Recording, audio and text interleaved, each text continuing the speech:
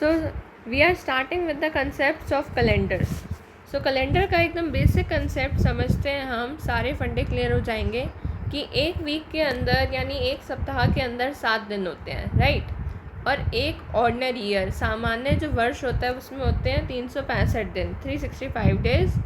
और अगर हम बात करें एक ऑर्डिनरी ईयर के बारे में, देखो एक ऑर्डिनरी ईयर के बारे में, तो उसके अंदर 52 वीक्स और एक डे होता है, राइट।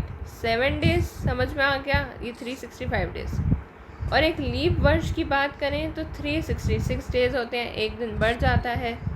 और एक लीप ईयर में 52 वीक्स और 2 डेज होते हैं। पता है आपको, ये जो 2 दिन है ना, ये 2 दिन ये एक्स्ट्रा डेज होते हैं, और इन्हीं 2 दिन को हम ऑड डेज बोलते हैं। उसका फंडा भी अभी हम आगे समझेंगे। ऑड डेज के द्वारा ही हम क्या पता कर सकते हैं, ऑड डेज के अकॉर्डिंग ही हम जो है पता कर सकते हैं कि किस डेट पर कौन सा डे आता है, और यही हमें करना है, यही हमारा एक इम्पॉर्टेंट टॉपिक है, ठीक है। तो लीप ईयर में 52 वीक्स और 2 डेज होते हैं। और फर्स्ट डे जो होता है फर्स्ट कैलेंडर का, वो आपको पता है, जब पहला कैलेंडर बना था ना, तो उसका जो फर्स्ट डे था वो भी मंडे था, और जो हमारे वीक का फर्स्ट डे होता है वो भी मंडे ही कहलाया जाता है, ठीक है। चलो आगे बात करती हूँ मैं, एक सेकेंड।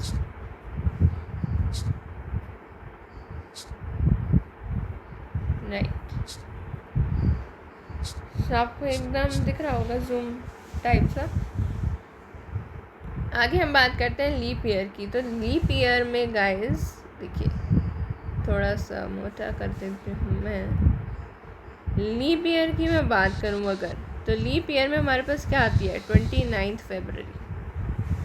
अब लीप ईयर जो है वो पता कैसे चलता है कि वो लीप ईयर है, अगर उसके लास्ट के 2 डिजिट्स, अगर उसके लास्ट के 2 डिजिट्स डिवाइड करें हम 4 से और रिमाइंडर आ जाए 0, तो समझ जाना लीप ईयर है। जैसे 1924, तो उसके लास्ट 2 डिजिट्स उठाए, 24 उठाया, 24 आ रहा है, टेबल में आ रहा है। देखो मैंने यहाँ पे लिस्ट भी लिखी हुई है, ये उन डिजिट्स की लिस्ट है जो 4 से डिविजिबल है, 0 से 100 के बीच में आते हैं।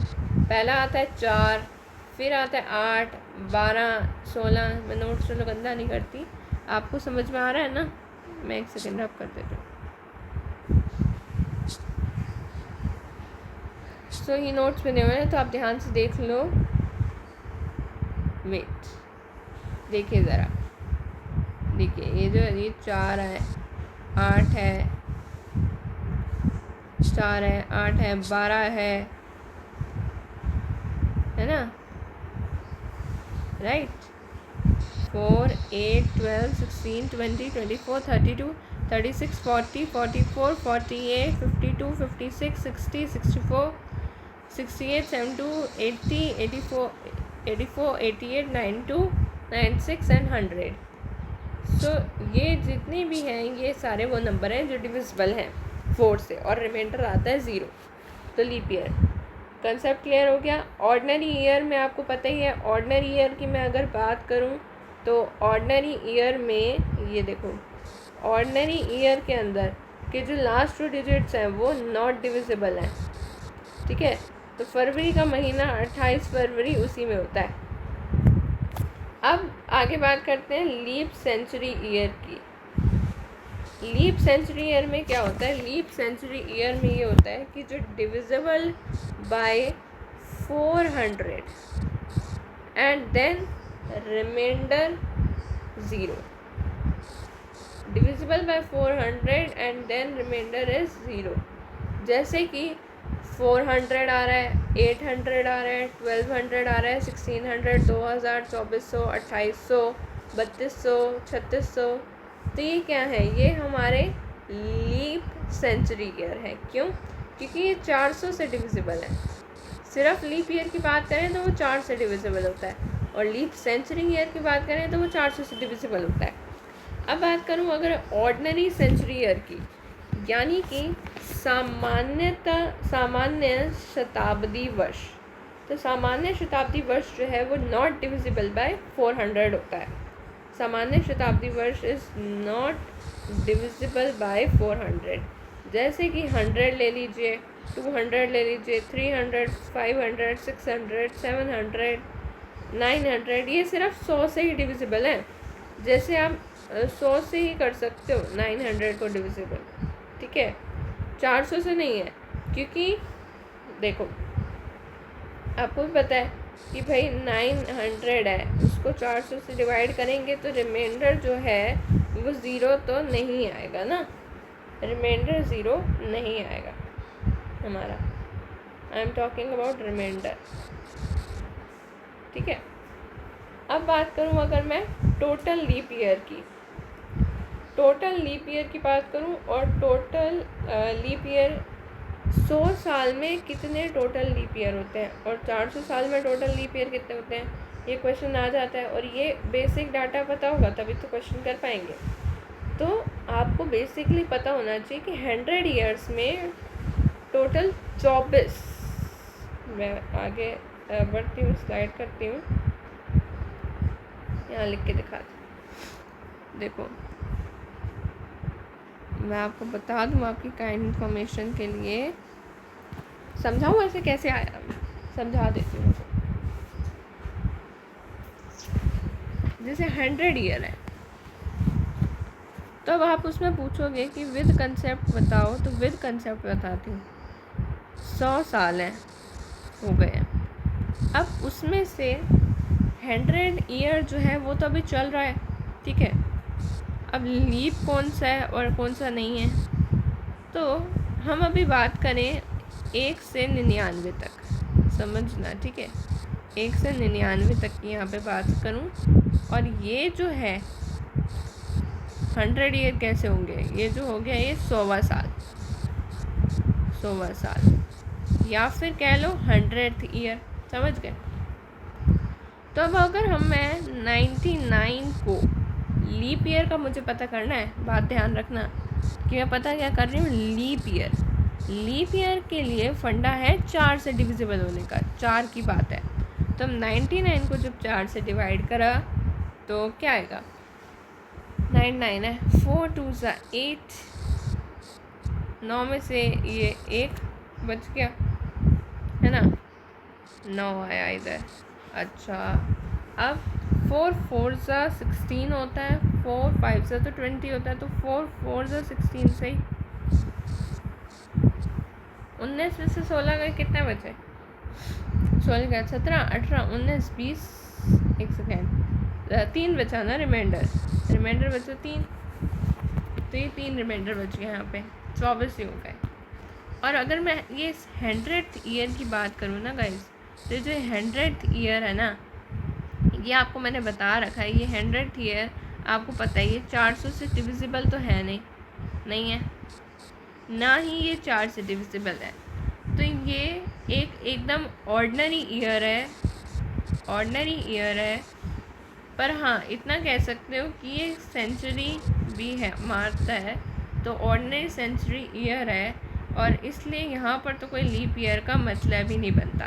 तो जो टोटल हमारे पास लीप ईयर हो गए ना, वो हो गए आपके 24, ठीक है। तो रिमाइंडर नहीं देखोगे आप, अभी फ़िलहाल देखोगे इसे 24 लीप ईयर्स हो गए ना उस कायदे से। तो आपने ये बात माइंड में रखनी है, निकालोगे तो सही नहीं, बार बार कंसेप्ट बता दिया, ठीक है। चलिए ज़रा देखें, हमारे पास है एक स्लाइड है, आगे है एक पेज और है। अब उस पेज पे मैं ऐसे आपको बता दूं कि 400 साल में, सिमिलरली 400 साल में होते हैं हमारे पास कितने लीप ईयर, 97।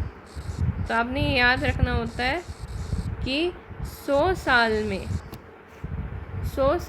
होते हैं 24 लीप ईयर, और 400 साल में होते हैं 97 लीप ईयर। जैसे कोई आपसे पूछ ले, ये क्वेश्चन इसलिए बता रही हूँ कि ऐसे क्वेश्चन आ जाता है कि बताओ 600 साल में कितने होते हैं, फिर तो आपने ये तो रट के रखना है, ये आपने लर्न रखना है कि भाई 400 साल में 97 है और 100 साल में कितने हैं। अब ये ट्रिक्स आती होते हैं क्वेश्चंस, तो अब भाई ये 600 कैसे बना होगा, 600 बना होगा सबसे नियरेस्ट जिसका पता है, 400 का पता है, और 200 को मिला के बना होगा, ठीक है, यही बात है ना। तो भाई 400 के तो पता है लीप ईयर कितने हैं, 97 है, और 200 के कितने हैं, 100 में अगर 24 है तो 200 के हो गए 48। इन दोनों को जोड़ दो, यानी कि 145 लीप ईयर्स, ठीक है, ऐसे करते हैं। ओके गाइस,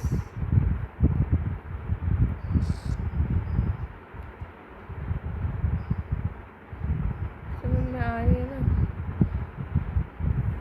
ओके, तो ये लीप ईयर वगैरह समझ में आ गया। अब ऑड डेज पे चलती हूँ मैं। वेट, मैं ऑड डेज पहले समझा दूँ। अच्छा, मुझे लगता है ये कोई फोटो में, चलो मैं खुद ही समझा देती हूँ आपको, PDF बनाने में दिक्कत आ गई।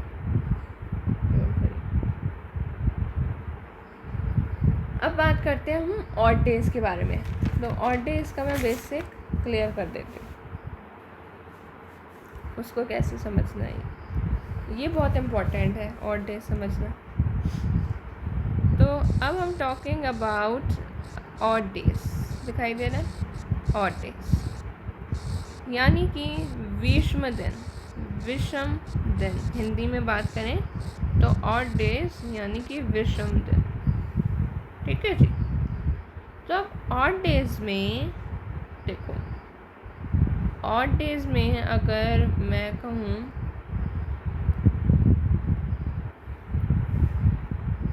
ऑड डेज जो होते हैं ना हमारे, वो होते हैं जो बच जाते हैं, जिसे आप कह लो शेष, जो बच गया ना, रिमेंडिंग डेज। तो रिमाइंडर ही जो होता है ना हमारा, वो ऑड डेज होता है, ठीक है। अभी आपको करने होंगे लर्न, ताकि आपको बार बार दिक्कत ना आए। ऑड डेज मैक्सिमम कितने होते हैं, मैक्सिमम होते हैं 6 तक, और मिनिमम आंकड़े की बात करूँ तो मिनिमम होते हैं 0, ठीक है गाइस। अब नेक्स्ट उस पे चलते हैं, पेज पे समझो। जैसे ऑड डेज आते कैसे मैं बता दूँ, आप करके देख सकते हो कि जितने भी टोटल नंबर ऑफ डेज होते हैं ना, जितने भी हमारे टोटल नंबर ऑफ डेज होते हैं, एक सेकेंड, जितने भी टोटल नंबर ऑफ डेज होते हैं उनको आप 7 से डिवाइड कर दो, तो वो हमारे ऑड डेज हो जाते हैं। मतलब जो हमारा रिमाइंडर बचता है ना, 7 से डिवाइड करने के बाद टोटल डेज को, जो हमारा रिमाइंडर बचता है, लेफ़्ट होता है रिमाइंडर, लेफ़्ट, वही आपके ऑड डेज होते हैं, ठीक है। चले आगे बढ़ते हैं। अभी समझिए ज़रा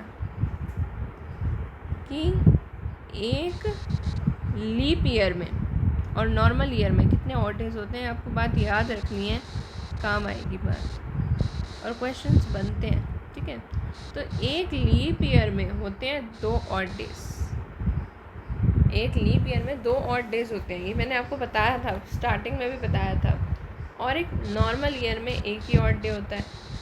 वो कैसे, वो बात भी बहुत सिंपल है, इसमें सिर्फ एक ऑड डे, ओडी लिख देती हूँ, ओडी, ठीक है।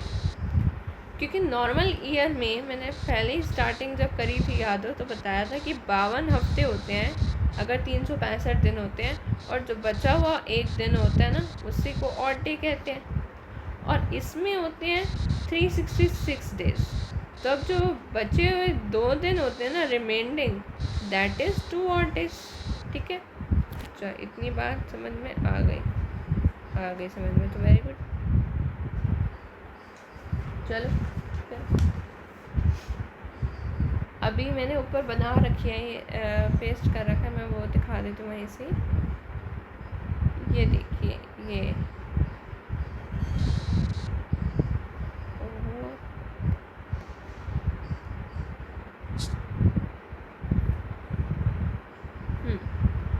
अब आपको याद रखना है कि 100 साल में, ये आपने याद रखनी है, ये बातें जो बता रही हूँ मैं, 100 साल में होते हैं 5 ऑड डेज, और 200 साल में 3 और 300 में 1, ये निकाला हुआ है। तो आपने अब इसे याद रखना है, ठीक है। याद कैसे रखना है वो अब आप देखो कैसे याद रखना है। तो अब आप इस बात को माइंड में फिट कर लो, 100 साल में 5 और डेज, 200 साल में 3 और 300 में 1, और मल्टीपल ऑफ 400 होगा तो 0 और डेज, ठीक है। क्योंकि इसी की मदद से क्वेश्चन सॉल्व होंगे, और डेज पता होने चाहिए इसलिए। और ये देखो जनवरी और ये मंथ्स की बात करूँ ना, तो जैसे जो 31 डेज़ होते हैं, अब नोट करना कि 31 डेज़ वाला जो महीना होता है उनमें ऑड डेज़ होंगे 3, और याद रखना जो 30 वाला वो महीना होता है उसमें ऑड डे होंगे कितने, 2। अब 28 दिन होते हैं, जब 28 दिन वाली फरवरी आए तब तो होंगे 0 ऑड डेज, क्योंकि वो 7 से पूरा डिवाइड है, 7 चुके 28 होता है, पूरा पूरा कैंसिल हो गया। पर जब 29 दिन आएंगे तो ये 1 होगा। तो लॉजिक तो बहुत ही सिंपल है, पर माइंड में याद रहेगा तो क्वेश्चन कॉम्पिटिटिव एग्ज़ाम में जल्दी होते हैं, ठीक है। ये बात भी समझ में आ गई। अब ऐसे ही हम ना वीक मतलब पता कर लेते हैं कि दिन कौन सा आ रहा है, इसकी मैं आपको थोड़ा समझाऊंगी तसल्ली से, डोंट वरी। अब हम पता कर लेते हैं और उसके बाद हमें क्या करना होता है। अभी तो बेसिक चल रहा है ये, फिर क्वेश्चन से प्रैक्टिस होगी। ये हमें याद रखना होता है कि 0, 1, 2, 3, 4, 5, 6। 0 मतलब संडे, 1 मतलब मंडे, 2 मतलब ट्यूसडे, ये आपने याद रखना है, इसमें और कुछ नहीं है। 3 वेंसडे, तो आप वैसे ही याद रख ले, तो ऑर्डर याद होता है हफ्तों का, वैसे ही आपने नंबर दे देने उन्हें। 4 मतलब थर्सडे, हफ्ते का चौथा दिन है, ऐसे करो। 5 मतलब फ्राइडे, 6 मतलब सैटरडे, ठीक है। तो आई होप समझ तो आ रहा है ना आपको। तो ये अभी तक ये जितना भी बताया ये सारा बेसिक है, ये आप अपने माइंड में फिट कर लीजिए। फिर मैं नेक्स्ट वीडियो लाऊंगी, ये पार्ट 1 समझ लो, और उसमें मैं आपको प्रैक्टिस कराऊंगी कि क्वेश्चन कैसा आता है और कैसे करा जाता है। Okay, so thank you so much.